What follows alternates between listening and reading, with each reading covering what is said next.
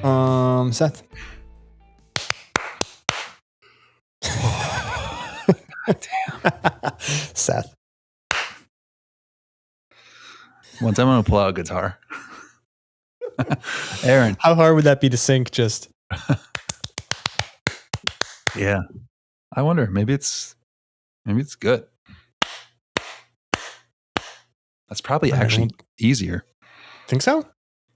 Yeah, it gives it big peaks to connect to. That's my theory. We'll try it out. All right. Well, we'll see what it is. Well, welcome back to another episode of the Photographer Mindset Podcast. I'm half the co-hosting team here, Seth Macy. I'm the other half, Aaron Manis. Today we're going to talk about some advice we would give to anyone who is maybe an intermediate or just starting out in photography. That's what this episode's going to be about. Yeah. And it's going to be, I think, succinct, to the point, quick, get the information you need, apply it. And I think maybe just a summarized version of a lot of the things we've mentioned in other episodes that maybe we go more into detail on. But I think it would be, there's people of all skill levels listening, right? There's beginners, intermediates, and there are some advanced. But I think as we get to know our audience a little more, it's people who are looking to make jumps, extra steps. So this episode is hopefully helpful today. Yeah, we're going to hit, I think, 2 points each and dive off from there. And hopefully it's valuable, and hopefully you can grab some things. It's a Monday morning. Listen, think about it while you're at work or whatever you're doing today, and maybe apply some of it in thought and in practice. Exactly. And I'm keeping in mind I'm thinking of talking to my past self, what I would say to myself who was ignorant at the time, right? There were some things that would really have helped me when I had doubts or I lost motivation, because let's face it, motivation comes and goes. That's part of it, right? You can't be psyched all the time. Yes. So I think a lot of people don't understand. You can really, really love something and be super passionate about it, but you cannot possibly be jazzed and excited all the time. I mean, if you can, I don't know many people who are, but yeah. I think stop hitting my points. Oh, I'm already touching on your points. Okay, well, like I'll let you go off then. Point number 1 from you. Let's get into it. That was my second point, but I'll just start with it. You're allowed to hate it on days, was what I wrote down. You're allowed to. I swear we did not. We didn't. We did not have a huddle. I'm hoping you didn't use that also. I did not. Okay, I did good. not. You're allowed to hate it on days. You're allowed to feel like, I don't want to go do this. I need to do something else. I need to take a break. I need to put the camera down. That does not mean that maybe this isn't for me. I think with anything, you need rest and recovery. You need to refresh the mind. You need to take a pause. You need to reflect on maybe the huge week of work that you just did for a family friend even, or a client, or yourself, a bunch of editing. It burns you out. I've been doing a bunch of editing the last couple of days, and looking at a screen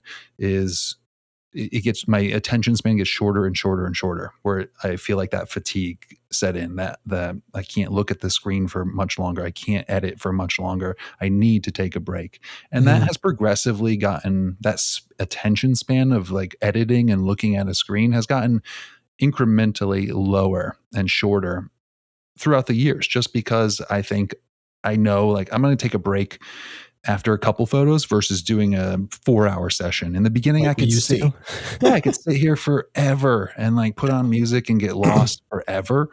Now it's just you can recognize, all right, I need to step away from this. And then you have those periods where you can bust through, but you haven't spent all your gas the day before. Right. So I think being okay with yourself when you're I don't feel like doing that.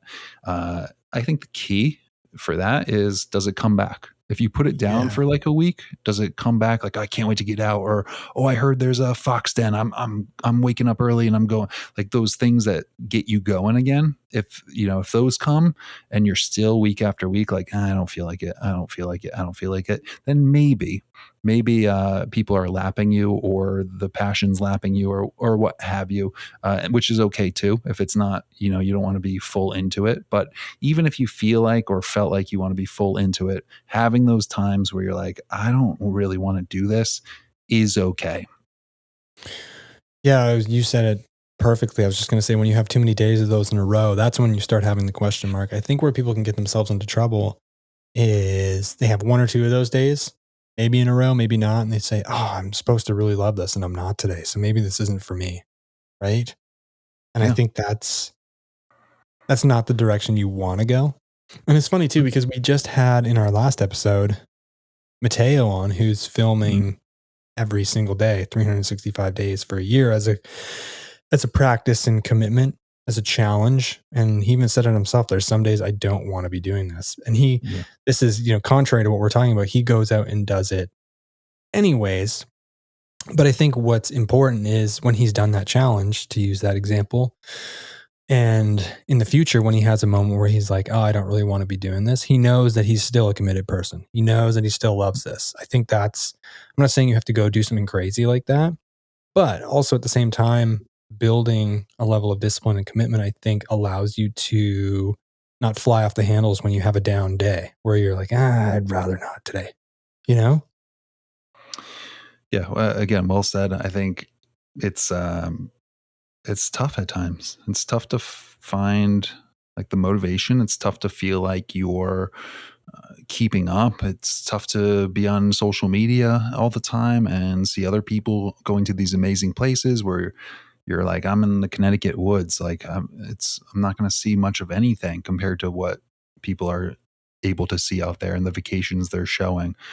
So it is easy to get like down and feel like I need a little bit of a break, or you know what, I'm not going to grind today and I'm going to do some other things that I have to do, Yeah. What do you do on those days? Yeah. So I like other things, and I think it's like, we all want our vegetables, but sometimes you need to like switch up the meal. You need to have some fruits. You need to have some eggs, meats, whatever it is, cereal, whatever it is, to kind of just get a balanced diet. And I look at it like that. Music's always been a mainstay in my life. And that's something that I just pick up. And again, there's times where I don't pick up the guitar or the piano for weeks at a time. And then there's sometimes where I get really into it, or there's a new pedal or effects pedal or a new song I want to learn. And I pick it up every day and try to take a next step. And to me, this seems pretty natural. I don't know if people access it like that, but with photography, I think is the first passion that I was able to compare myself with the social media world. So I felt like, we were part of that photography group that would post on Monday, Wednesday, and Friday, I think. And there was a voice in my head, like if I didn't have something to post on one of those days, I was missing out on that. Or you failed, or you're time. Yeah, like little. I wasn't like beating myself up, but some people might. It's a spectrum, right? So I think with that, like you do something different. I go play golf for a day. I put the camera down knowing we're going on our trip. Or actually now that you're listening to this, we just got back from our trip. And knowing that sort of big event is coming up, I can know that I'm going to be so into it that I can put the camera down for a while. So it's like super fresh. It's like, it's going to be this project, this event that I'm really excited for. I don't want to go into a trip being burnt out all week doing photography and feeling like I need a break from this. That's what I'm doing right now, unfortunately. I did a little too, as we're speaking before. But not nature, wildlife stuff. No. Both of us. Yeah. Right. So commercial stuff. Yeah. But yeah, going into it with like, I'm gonna shoot some wildlife with a camera. I don't want that taken out of context. I'm gonna shoot some wildlife with a camera and get those photos. So it's like, I'm not, you know what, right now I'm not going to go sit out in the woods for 4 hours trying to potentially see something.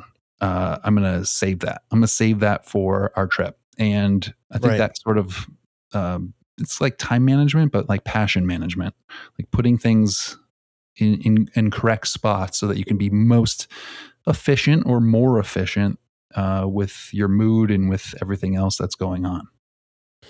Yeah. Can I ask you, on days when you're not liking photography, what's usually come before, in the hours before, the day before that feeling? I think just a buildup of work, like it gets, which we'll get into my first point, but it ties to that is there's so many avenues that this has taken me in. I never dreamed of this, 5 years ago, that we'd be sitting here talking on a photography podcast and going on trips. Like I never thought that was a thing. And now it is. And then there's clients, and then there's the passions, and then there's a friend asks you to do a favor. Like there's so many different things that are involved with this passion. So it can feel like, wow, I have to shoot this for this client. I just had a great moment with a red tail hawk I really want to edit, and I have a podcast that I have to then do the editing for, the video. Mhm. And so it can get feeling like, like I have to get super organized. And that feeling of getting super organized is, I think, a stressful and like an exercise for the brain. It wears on the brain, where you're like constantly juggling thoughts of like, okay, I have 2 hours here. I'm gonna. I mean, Seth and we did this yesterday. Like we were bouncing off each other all day long. Like, hey, when can we fit in an hour for this podcast before we go on our trip? You're shooting clients. I need this sunset tonight. Our times aren't working out. What about in the morning? What about, okay, I'm going to edit from here. You have a lunch break. Like we were both in it, Yeah. where we're like bouncing these little slots, these little time slots everywhere. And that's where you can start to feel like, okay, I need to just put this down. When's my window when I can put this down? Right. So now, to play the flip side of this, and I'll share my thoughts after you do as well. So for somebody listening who's like, hey, I don't have a ton of clients, like I'm not out shooting every day, but I still have some of those days where I just don't feel like it. Yep. Right. I mean, maybe maybe talking to yourself 3, 4 years ago where you were just Yeah. starting out. When you were just starting out, similar to right now, there were days where you didn't want to do photography. You were maybe more enthusiastic right off the hop about, like you mentioned, losing yourself in Lightroom for 5 hours, because when something's brand new, right, you want to just Yeah. keep turning over rocks and exploring things. Mhm. But I still doubt that you wanted to do it, that you were motivated to practice photography every single day, even when you were a beginner, when you didn't have tons of clients, when you didn't have things going on. So for someone listening who's maybe having trouble relating to you with how busy you are at this stage in your career, Mhm. how was that piece of advice, I think, useful to Yeah. the past version of yourself? Good reframe. I think it's natural. Think of a race and you're out of the gate. It's a 10-mile race and you're out of the gate. You're fresh, and it's a race you've trained for. You're fresh, and the first 2-3 miles are probably, I mean, you can go. You can really go. But if you go hard, you might burn out a little bit, and then your pace is going to gradually slow down. And the training that you're having, like you might be able to level it out, but you Mhm. are potentially going to get tired at some point. Um, I think it was similar to that. Like in the beginning, I just remember I laugh at my first fall, where I'm working full time, and for 3 weekends in a row, I went to Acadia, New Hampshire, and the Adirondacks. 3 weekends in a row, full weekends. Right. Uh, And it's funny now that you're way more experienced, you probably wouldn't do that. no, no, uh, no. It was absolutely exhausting, and I loved it, and I wanted to do it, and I did it, but it was absolutely exhausting. So you can't maintain that enthusiasm forever. I just don't think you can do it to like the highest extent. It comes Mhm. down a little bit. And I think once it started coming down, that's a little bit of the scary part. So that's year one where you're like, oh, last year I was so psyched to go to like these 3 places every Yeah. weekend. Oh, now I'm gonna do one, and I have this invite to the next one, but I just don't think I want to do it. I don't think I want to go. And then you're like, oh, well, why don't I want to go? Uh-huh. I liked it last year. Is this the same as like every other hobby that I take it to a point and then I sort of fade off? Is this going to be the same thing? Or is it just natural where it's like, okay, it makes sense that I don't want to drive a total of 10 hours back and forth 2 weekends in a row. I got stuff I got to do. Like, Well, because you're yeah, not willing to pay the cost of that because you have right. so many other things that are important to you. I mean, some people are able to go a mile deep and an inch wide into that canyon. Yeah. And I think it's different for everyone, but Mhm. I think when you hit those little changes in speed, in pace. So you start off with a 6 minute mile and you're like, I'm doing great. And then your next mile, you're like, huh, an 8 minute mile? Uh-oh, what's going on? And I don't think that's the time to panic. I just think it's like, okay, well, that was like my first mile. I was flying. Now I'm still an 8 minute mile is decent. I'm still doing well. Let's keep going. Let's Right. just keep going. Let's keep running. It's not time. Well, I didn't get a 6 minute mile. For my second mile, I'm quitting the race. I'm off. That's what Right. I'm I think getting people worse. do. Yeah, Right. that's what I think that people jump off where they're like, I had more followers last year than this year. I had more likes. I'm done. Like they just sort of compare to that beginning stage of going nuts, and it's just not the same. Or the person on their story, it's my first 6-figure year. Right. Um, That thief of joy yeah. comparison. Yeah, I was going to say I said I would weigh in on my own question Mhm. for someone who maybe doesn't have as much going on as you described as what you currently do, for them to be able to relate on days when they don't want to practice photography and how that's okay. I think there's just so many variables that can occur during a week or in the days leading up to a down day. I mean, 50 for me, like 50 minutes of sleep in the wrong direction is really bad for my next 24 hours. Yeah. It's true. Mhm. Enthusiasm's lower. Um, maintaining commitment towards certain tasks is much more difficult. Irritability. If you eat the wrong thing, your nutrition's not good. Like my point is there's so many little variables that have effects and consequences sometimes for the worse mentally. Mhm. Sometimes it's as simple as that. Like you're just feeling off. Yeah, and that's fair. And I think that's okay. Right? You know, I think that's where you can hit the panic button, but I just want to tell the younger self that it comes and it's pretty normal that the pace slows down a bit and it's probably spreading.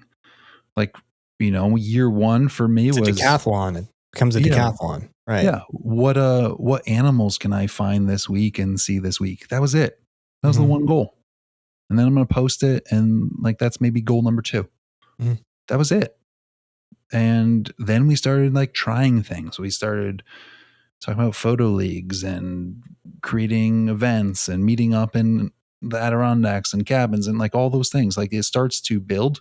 That should Uh, be the bonus piece of advice. Sorry to interrupt you. Try yeah, things. try things. But understand when you're trying things, there again, we've said it before, there's only so much time in the day Mhm. and only so many eggs in a basket, if you will. And you're going to have to take out some eggs of, I'm going to sit in the woods for 5 hours every day and look at animals if I'm going to do and try some of this other stuff. Mhm. And that's okay. That doesn't mean like, oh, I'm a phony. I thought I was diehard wildlife photographer, and now I'm doing other things, and I'm not. I hardly ever go out for wildlife. Listen, you enjoy it, do it when you can, do the things that you want to do, and let the passion take you where it's going to take you, and or direct it where you want it to take you. Mhm. But I just don't think it's worth pressing the panic when it just doesn't go as well as it has, or you feel like, I don't feel like doing it today and someone else does, so they must have it and I must not. That's just weird self-talk that we all have. Mm-hmm. Yeah, and before we move on, just a little bonus suggestion to try things. I think it's important to realize that 95% of those things you try are going to amount to absolutely nothing. Yeah. And it can be difficult to sit with how much time you've spent on that. I mean, be cautious with your time, like you mentioned, but some things require a great deal of time and effort to pan out. You know, that 5% of things that you try that do work out. The show is one of them. Yeah. Right. So I can't even count how many good ideas in quotes I've had that are just fizzle. And it's hard not to like be embarrassed or feel like a failure, even if you're the only one who knows that it failed. Right. Mm-hmm. Like when you let yourself down, I think you have to understand that you can't figure out what works if you don't know what doesn't. Right. Right. I always think of our favorite bands, whoever they are, or singers. Like, how many songs have we never heard? Yeah, exactly. Many. And there might be ones that we've loved also, or would have loved. But it just, you try a lot of things, and some things work, some things don't, some things fit, some things don't. And you just kind of move through it. I think it's okay to try stuff and be like, that was a flop. That didn't work. Let's move on. And to get excited about it. Mm-hmm. Yeah. You know, the good old good speech from Jocko Willink. You've seen that one. You can say good to just about anything. Yeah. Good. Now I know it doesn't work. Yep. Yeah. Good. I can move on to something else. Good. I learned a ton. Right? Yeah. You want door number 1 or door number 2? For mine. Go, since I went 2, the way I wrote it, I went 1.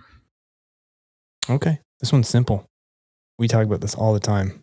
Piece of advice to someone starting out. I'm speaking to my former self. Mm-hmm. Keep going. Repetition beats time. So we're always chatting about, hey, how long does it take to build a habit? Right? Or how long until I'm X?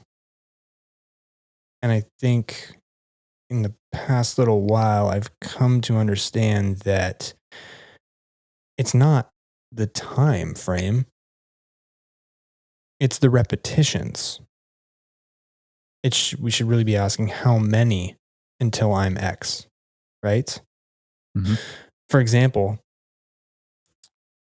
say you want to get better at writing cold emails or pitch emails, or just you're back and forth when you're chatting with a client or a tourism board or whatever. In 365 days, you could write 2 emails, right? Yeah. How long in that instance doesn't make any sense to ask that question, right? Right. But in a month, I could write 100 emails. Right. I mean, 100 is a lot, but I could write a lot. Mm-hmm. And so you can speed up and you can accelerate that, in my opinion, just by, even if it's that new lens you got, new wildlife lens, go out and shoot chipmunks for the next 4 days. Yeah. You'll learn how to use it pretty quick. Yep. So it's kind of a part 1 and part B is that the repetitions will always beat the time frame. Always. Does that make sense the way I've described it? Yeah, I think you could get to a spot in 1 month's time or 5 years' time, but what matters is how many times you're actually going to do it. Yeah, the volume. Yeah, the volume matters. Yeah, and so, I would argue that close volume matters. If I practice, I would argue if I had 100 times to practice guitar. If I did one a week for 2 years, is that math right? No. Yeah. I get what you're saying though. Yeah. 4 years, one a week for 4 years. No, 2 years. Mm-hmm. Yeah. 100 times for 2 years. Duh. Once a week, it would be 104 right. weeks. Right. 104 So weeks. 104 practice sessions in 2 years, or if I did 100 in a row for 3 months and a week, I would venture that you'd be better if you did them in a row, close together. Right. Who would be the better guitar player if all things remained constant and you started as the same player? You practiced the same amount of time. You went through the same program once a week versus close repetitions, like once every day. At the same time, though, if you were doing, I feel like if you were doing, let's say 3 repetitions per day for a month compared to somebody who's doing 1 repetition per day per month, I would venture that there would probably be a law of diminishing returns for the person who's kind of trying to jam the practice of a skill into something. Yeah. Maybe even to a point where you go backwards. Mm-hmm. So I think that's important too. Yeah, I think that's a good point. You get to a point where volume becomes junk. Mm-hmm. Right? So I think that's the other side of that coin. Yeah, and we've all been there. And in an editing session, the first photo you're like right into it. By the last one, you're like flying through the sliders. Like, I gotta get this done. You know, and you can miss stuff. And then the next day you're like, what? How did I do that? Oh, what did I miss? Ugh. So yeah, good point. I think that's a great point. And the first part of it was keep going. Mm-hmm. Keep going. I have to remind myself of this sometimes. And I have to remind myself that everyone goes different speeds too. But as corny as it sounds, the person that doesn't stop moving gets to where they want to go. Yeah. Right? You're going to think I'm insane. I just did a 4x4x48. Have you ever heard of this? 4x4x48. Did you see this in Garmin? We're buddies in Garmin. Did you look? I know. I got to be honest. All my notifications are off for everything, so I never see that stuff. I don't even go in there really. I just see that you like mine. That notification goes through, and I go, "Oh, he's a good friend." Yeah, I like everybody's workouts in Garmin. I love when people get after it. No, the 4x4x48, you cover 4 miles of ground, running or walking, every 4 hours for 48 hours. 4x4x48, so 4 miles of walking every 4 hours, or running, every 4 hours. Yeah, so for 48 hours straight. So I was doing 4 a.m., 8 a.m., noon, 4 p.m., midnight, 4 a.m., 8 a.m., noon. Jesus Christ. So I started running, right? I started off running. The plan was to run every single one. Mm-hmm. And running's good, right? Because you go faster and you have more time to rest. You have more time to sleep, right? You're still covering the same distance, whether you run or walk. But if you run, you have more time to sleep. So I was running the first few legs and then my knee just completely ballooned. I heard it. And so I had the choice to stop, right? Or I was like, you know what? I can walk. There's no rules about how to cover the 4 miles of ground other than it can't be on a vehicle or a bike or something like that. So I can still walk the 4 miles every 4 hours, but now I have way less rest. So it's a different challenge. My point being is, even if you go from running to walking, you can still get to where you want to go as long as you don't pack it in. Yeah. No, Seth, I'm no doctor, but perhaps your knee issue has to do with your 4x4x48. It does. And it does. And there's a lesson there. And now you know what I'm doing? Not doing that? Haven't even thought about running. Yeah. Rest up. Because I know I can always come back to it, right? To your first point. Yeah. Like just because I'm not out there It's Yeah. like, yeah, I did something hard and I can always come back. Right. I think that's a good point.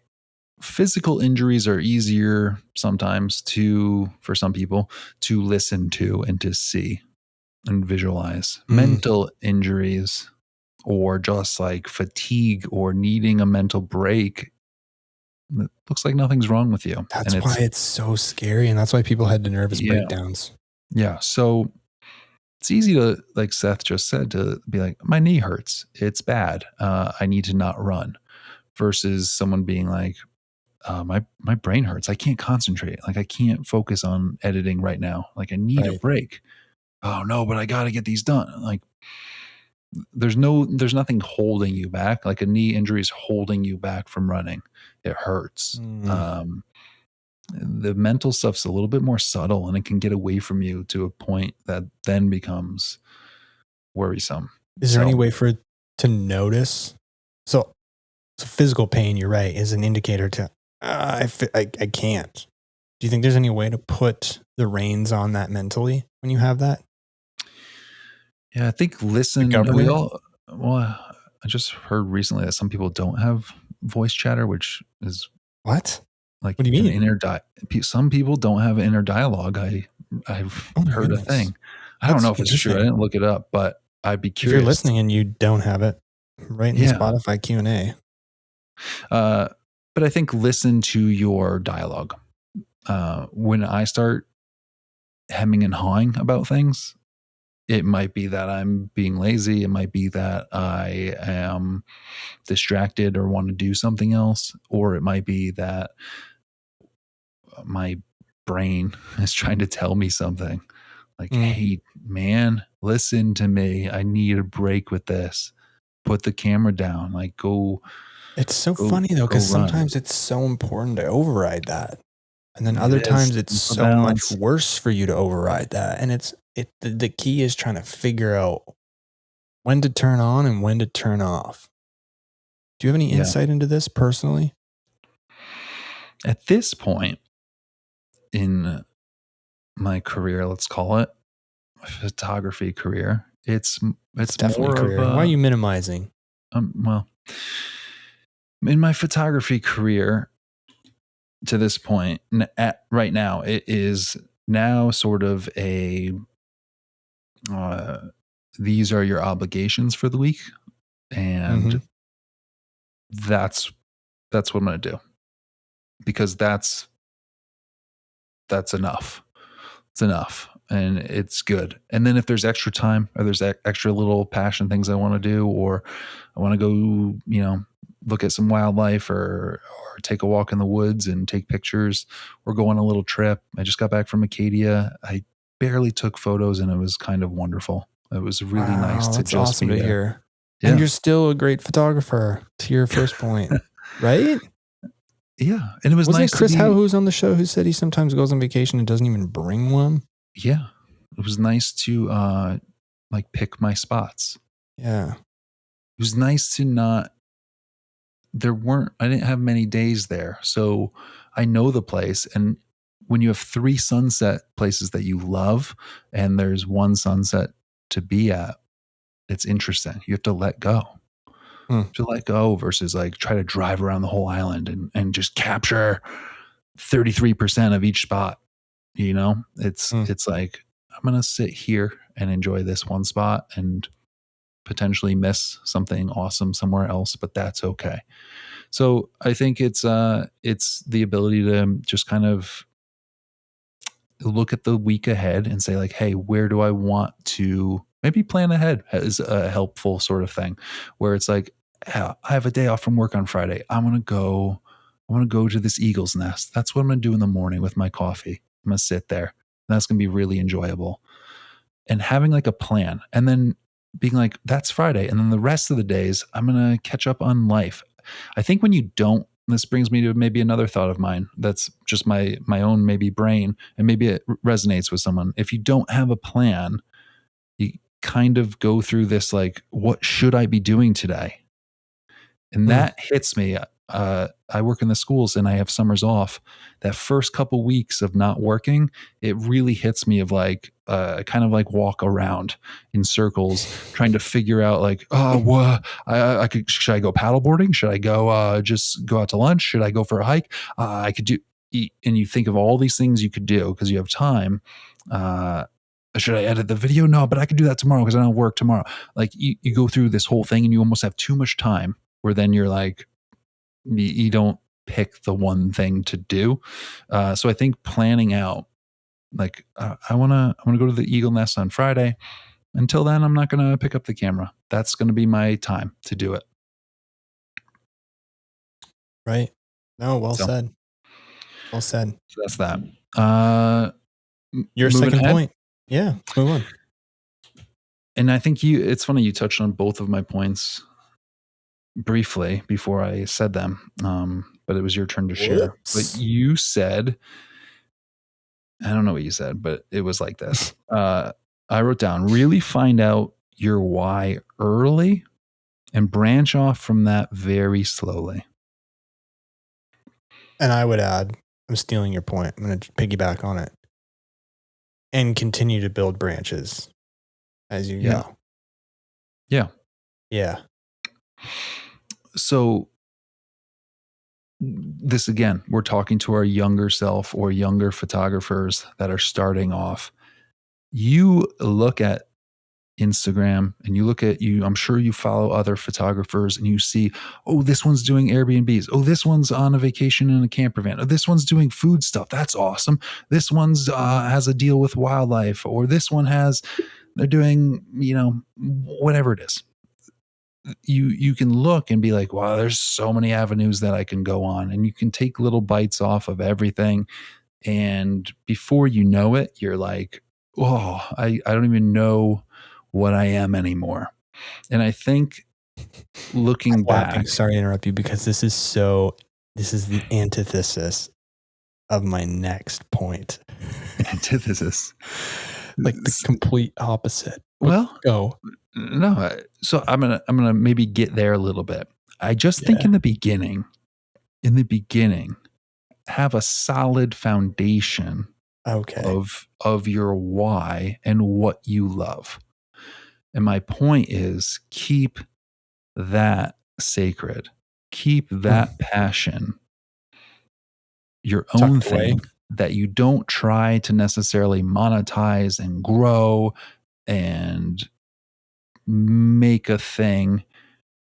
You off branches, you can have offshoots of that, but keep the thing that when everything was quiet and you didn't have a ton of followers and you didn't get a ton of likes and you maybe didn't even have a social media, but you still loved going out to shoot hummingbirds or whatever it was, as an example, that thing, remember that thing and what it gave you, because as you grow, you're going to be getting a lot of other things like money, like products, like attention, like people sliding into your DMs. Like all these things are going to start creeping in as you grow.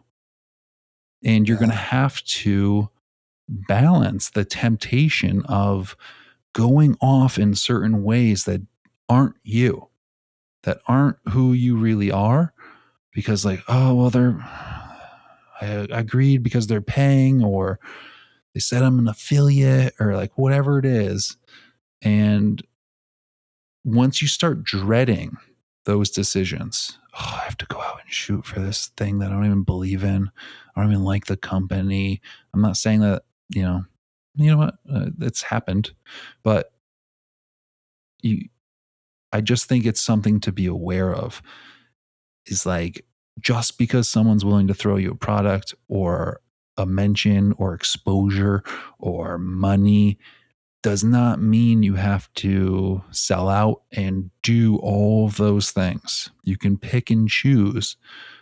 And maybe now going back to my foundation, the thing that you really love, keeping focused on that and building that slowly so that it keeps the passion, but it becomes your thing.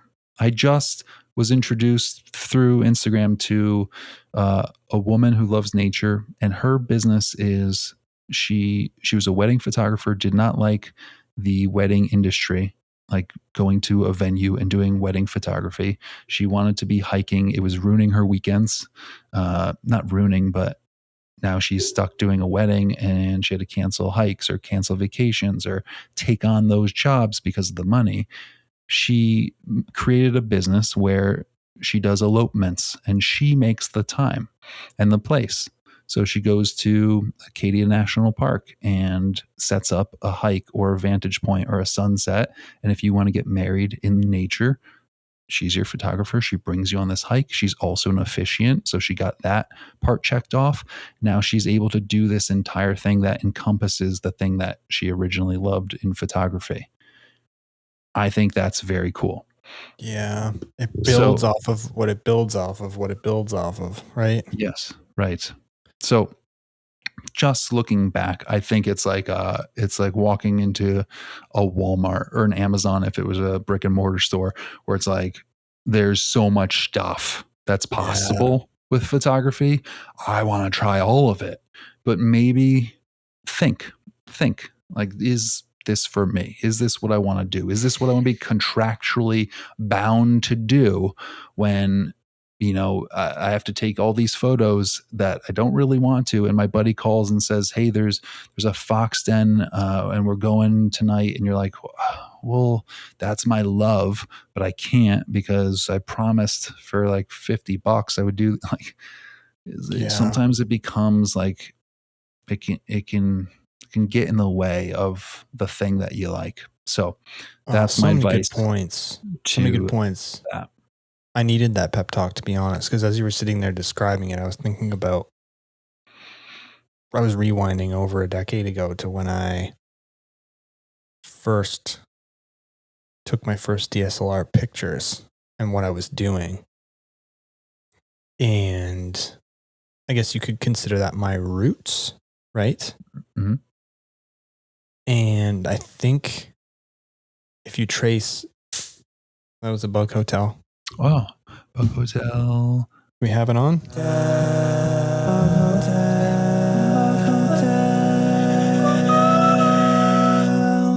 Nice. For people who don't know, in the tiny home, there's a bug zapper. We play that music when a bug gets zapped. R.I.P. mosquito. That hasn't happened in a while. Anyway. Sorry, buddy. Little buddy. Hello, buddy. Anyways, that was my beautiful harmonies that are sort of out of tune, but no, great. Yeah, that was yours truly singing. So I remember I was having so much fun simply being creative. It didn't matter if it was my friend beside me who was taking the photo or if it was me taking the photo. I just enjoyed creating a scene out of nothing. I just liked being creative. And you mentioned to think about what that did for you. I think it just like genuinely allowed me to build something, to engineer an idea and bring it into reality, which for me is always fun. I like dreaming of something or thinking of something, a concept, and then figuring out how to make it be. That's so much fun for me. And I think that ties into my next point for me personally, which is have many different buckets, especially, and it ties into what, your point to build off of your roots. Have many different buckets, especially if you are someone who needs novel experiences. So, for example, based on what I just said, like starting the podcast, for example, is you can trace that all the way back to what I just talked about, which is bringing a concept to life from scratch. Like that's fun for me. I just so happen to like photography too. Right. And then, you have this little sub branch where I love being specifically outside with my camera. So I have wildlife photography. But then, for example, the last 2 days I've been shooting for a summer camp for boys where they're hiking and canoeing and they're water skiing and they're doing bushcraft and all this stuff that I love doing. And I get to document it and be creative and come up with scenes out of nothing. Like it all blends together, right? Mm-hmm. in the last Yes. 2 days I've been doing this, it has not felt like a job, which is like what I wanted, which is what more can you ask for? Right. It's true. Right? So if you're someone who loves cars or you're someone who loves music, like there's a way to blend all of what makes you into a career. But point number 2 for me, have many different buckets, especially if you are someone who needs novel experiences. So even in terms of income, that could be, photography gigs. It could be, in this case, starting a podcast. It could be, X, Y, and Z. I think I need lots of different things to keep me excited on a day to day. And that's why I don't do weddings. Like to your point, I can't imagine doing that every weekend.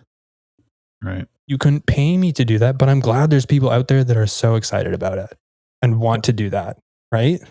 Yeah.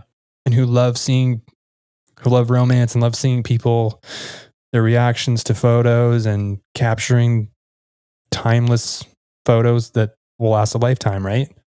That's not me, but I'm glad that other people are enthused about that. Right. Yeah. Yeah. I think it's my point, your counterpoint. And like always, there is a balance, and too much of a good thing is unhealthy sometimes. And too little of something can be unhealthy the other way. So just finding that and being aware, maybe point number overarching 5 is the key to life is maybe understanding both sides of every coin and understanding where the middle is, or where you're most able to be content, be happy, On the be spectrum. efficient. Yeah. Yeah, on the spectrum. Like, do you really need lots of things in your life, or does that hinder you and you need to really focus on one and maybe simplify and get rid of a few things so that you can really push the thing that you're passionate about forward? Or do you want to do the whole saying, the jack of all trades saying, is, how's the saying go? Let's look it up, because It's lengthened than what people normally say. Yeah. And I'll just get to the end, it goes, a jack of all trades is often better than a master of one. So just meaning that maybe you're that kind of person that wants all of those things and wants to be good enough at a lot of different things. You want to be able to say like, oh yeah, I videoed before. Yeah, I do this. Yeah, I can record sound. Yeah. You want to be able to do a little bit of everything. And I think from your experience, if someone said, hey, we're having like a family wedding, it's nothing too formal, we want you to capture it, I guarantee you'd be confident enough to be like, I could do it. Whether you want to or not, I think you'd be confident enough to say like, I could do it. Yes. Oh, confident 100%. Yeah. Am I going to be as enthused? Could I point you in the direction of 100 other people who would do a better job? Sure. Yeah. Sure. 100%. Sure. But from your experience, you could say like, I could figure it out. Yeah. There's not, I don't mean this to sound arrogant, but there's not too many things that I don't think I could figure out given enough time. Yeah. I agree with that. Within reason, right? I'm not figuring out black holes and dark matter. I'm talking about like, that's what I was just doing before we got on. Can you shoot this? And I've never done it before. I'm pretty confident that I could show up and sort of make my way through it. Yeah. Like it could be because I've been in those situations before and I've figured it out. I think that's another thing too. Like you are capable. Yeah. Well, you just said something earlier, like, all right, if the wildlife lens is the tool for this new job, I'm going to spend a lot of time ahead of time capturing chipmunks, trying to simulate as much and get as much information as I can before I go into something. So want to hear something crazy? Yeah. So the last 2 days I've shot this entire summer camp for boys on a 150 to 500 mil. I like that. I think it's the way to go. Yeah. That's what I would have said. So I've had a 150 to 500 mil so I can get super far away, a lot of candids, and then I have the little pocket Osmo, Mhm. just for quick, up close kind of stuff.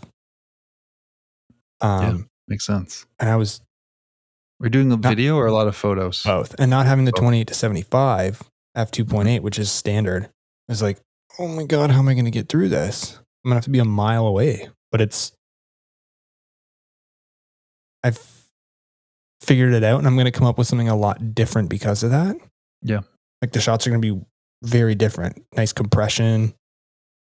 Yeah. I Etc. think it's a very cool look. We've talked about that before, right? Purposely removing a lens or a toolkit from your arsenal.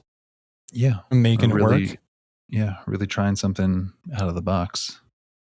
Yeah. Nooch talked about that too with the wildlife lens at a concert. That's you'd never see that, but he's we're comfortable using it, and like how it's called a wildlife lens, like it has no other use. It doesn't. Sports or automotive. Creeper lens. PIs, detectives. Yeah, wouldn't that be a fun job? I thought about that, huh? It would kind of be a fun job. I thought about it. Like yeah. Being a photographer for a private investigator. Yeah. At one point, I toyed with the idea of espionage photography, like armed forces. Wow. But you know what they do to spies. Yeah. Not for me. I'm going to stay here. Anyways, so that's two pieces of advice each. Mine was keep going, right? You all get to, it doesn't really matter how fast you go, as long as you don't stop, you can get to where you want to go. I think that requires a lot of faith, but so be it. I think the second part of that point was reps beats time frame.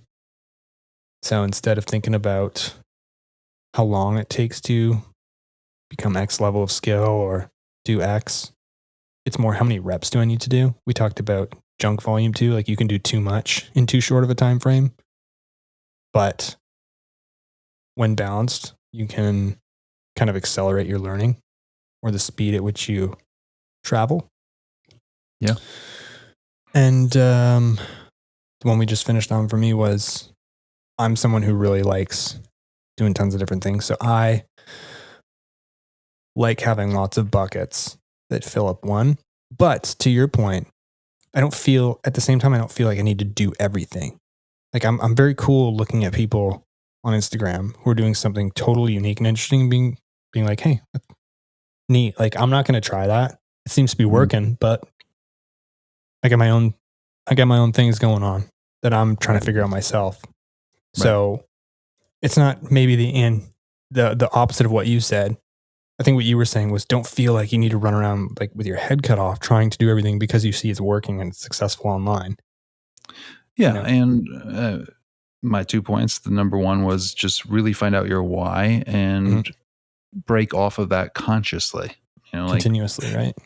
And like with purpose, break off. Like I want to go do cabins, not just they're going to pay me. Okay, I'll go do it. I really don't want to go away for the weekend. I'd rather be here doing this. Don't.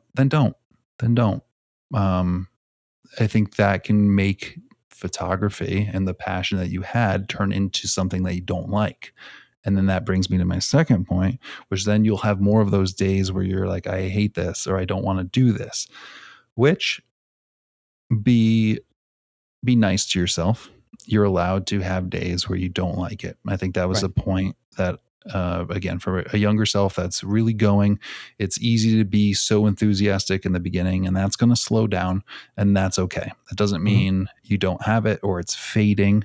It's just a natural, I think, progression to settle into a normal time schedule. I can't go away for fun every weekend and take pictures of colored leaves. Like you can't do that. Like you have to mow the lawn. Like you have to do other things in life. So that sort of passion in the beginning, there's too many sacrifices, and you'll slow down a bit, and that's okay. No doubt. Keep going. Absolutely. As always, it's great talking to you. And yeah, that was a good one. if you're listening on Spotify or Apple Podcasts, check out our YouTube page. Go subscribe to that. We put all these episodes out on Monday as well there. So if you want that visual element added, go subscribe to that. Hopefully in the future we have some different types of content. Maybe 5-10 minute summaries. We'll see. But in the meantime, we'd love your support there. So go subscribe there. And share it, show some people. And if you have a beginning photographer in your life, or you're mentoring someone, or you're coming up with someone, share this episode with them too. Again, we really appreciate it. It's a really easy way to support the show and get it out there. And Seth and I show up every week, and we thank you, the audience, for showing up and listening and doing what you can do. So if you could share it and pass it along, that goes a long way, and it means a lot for sure. Okay. Well, until next time, man. Look forward to chatting with you then. See ya. I look forward to seeing you soon. Or having seen you. Yeah, we're recording this before Alaska. In the past. We haven't seen each other, but it's airing after we're back. So back it's this in the weird future. warp in time. Is there anything I could have done differently in Alaska, Seth? We'll see how this ages. I can't believe that bear almost got you, and I saved your life.